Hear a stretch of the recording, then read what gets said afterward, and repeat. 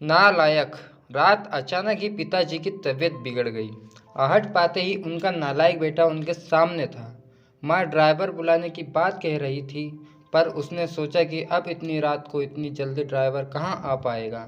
यहाँ कहते हुए उसने सहज जिद और मजबूत कंधों के सहारे बाबूजी को कार में बिठाया और तेजी से हॉस्पिटल की ओर भागा। बाबूजी दर्द से कहराने के साथ ही उसे डांट भी रहे थे। धीरे चला नालायक, एक काम जो इससे ठीक से हो जाए। नालायक बोला, आप ज्यादा बातें ना करें बाबूजी, बस तेज सांसें लेते रहिए, हम हॉस्पिटल पहुंचने वाले हैं। अस्पताल पहुंचकर उन्हें डॉक्टर की निगरानी में सौंप वो बाहर चहलकदमी करने लगा। बचपन से आज तक अपने लिए वो नालायक ही सुनते आया था। उसने भी कहीं ना कहीं अपने मन में यह स्वीकार कर लिया था कि उसका नाम ही शायद नालायक ही है। तभी तो स्कूल के समय से ही घर के लगभग सब लोग कहते थे कि नालायक फिर से फेल हो गया।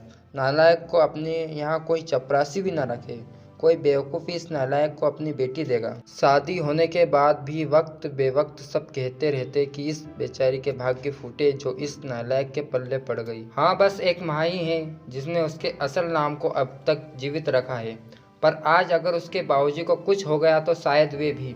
इस ख्याल के आते ही उसकी आंखें छलक गई और वो उनके लिए हॉस्पिटल में बने एक मंदिर में प्रार्थना में डूब गया। प्रार्थना में शक्ति थी या समस्या मामूली।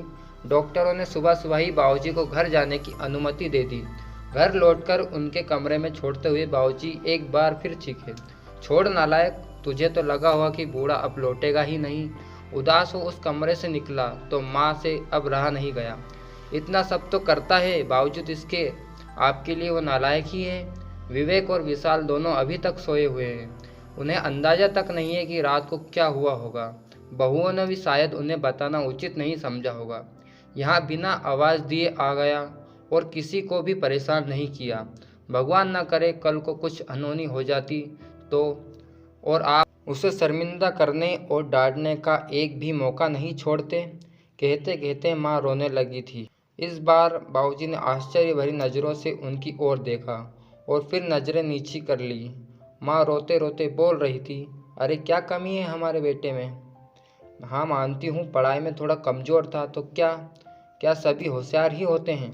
वो अपना परिवार, हम दोनों को, घर मकान पुश्तैनी कारोबार, रिश्तेदार और रिश्तेदारी सब कुछ तो बखूबी संभाल रहा है। जबकि बाकी दोनों जिन्हें आप लायक समझते हैं वो बेटे सिर्फ अपनी बीवी और बच्चों के अलावा ज़्यादा से ज़्यादा अपने ससुराल का ध्यान रखते हैं। कभी पूछा आपसे कि आपकी तबीयत कैसी है, और आप है कि बाबूजी बोले, सरला तुम भी मेरी भावना नहीं समझ पाई, मेरे शब्द ही ना पकड़े। क्या तुझे भी यही लगता है कि इतना सब के होने के बाद भी इसे बेटा कह के नहीं बुला पाने का, गले से नहीं लगा पाने का दुख तो मुझे नहीं है? क्या मेरा दिल पत्थर का है? हाँ सरला, सच कहूँ तो दुख तो मुझे भी होता ही है, पर उससे भी अधिक डर लगता है कि कहीं ये भी उनकी तरह लायक ना बन जाए। इसलिए मैं इसे इसकी पूर्णता का एहसास इसे अपने जीते जी तो कभी नहीं होने दूंगा। माँ चौंक गई। ये क्या कह रहे हैं आप? हाँ सरला, यही सच है। अब तुम चाहो तो इसे मेरा स्वार्थ ही कह लो। कहते हुए उन्होंने रोते हुए नज़रें नीची किए हुए अपने हाथ माँ की तरफ छोड़ दिए, जिसे माँ ने झट से अपनी हथेलियों में भर लिया और कहा, अरे अरे, ये आप क्या कर रहे हैं? मुझे क्यों पाप का भागी बना रहे हैं? मेरी ही गलती है, मैं आपको इतने वर्षों में भी पूरी तरह समझ नहीं पाई। और दूसरी ओर दरवाजे पर वहाँ नालायक खड़ा खड़ा यहाँ सारी बातचीत सुन रहा था। वो भी आंसुओं में तरबतर हो गया था। उसके मन में आया कि दौड़कर अपने बाबूजी के गले लग जाए, पर ऐसा करते ही उसके बाबूजी झेंप जाते। यहाँ सोचकर वह अपने कमरे की ओर दौड़ गया। कमरे तक पहुँचा भी नहीं था कि बाबूजी की आवाज़ कानों में पड़ी, अरे नालायक, वो दवाइयाँ कहाँ रखी थी? गाड़ी में ही छोड़ दी क्या? कितना भी समझा दो, इसके एक काम भी ठीक से नहीं होता। नालायक झटपट आंसू पोंछते हुए गाड़ी से दवाइयाँ निकालकर बाबूजी के कमरे की तरफ दौड़ गया। दोस्तों, स्टोरी कैसी लगी कमेंट में बताएं और प्यारा सा लाइक कर दें।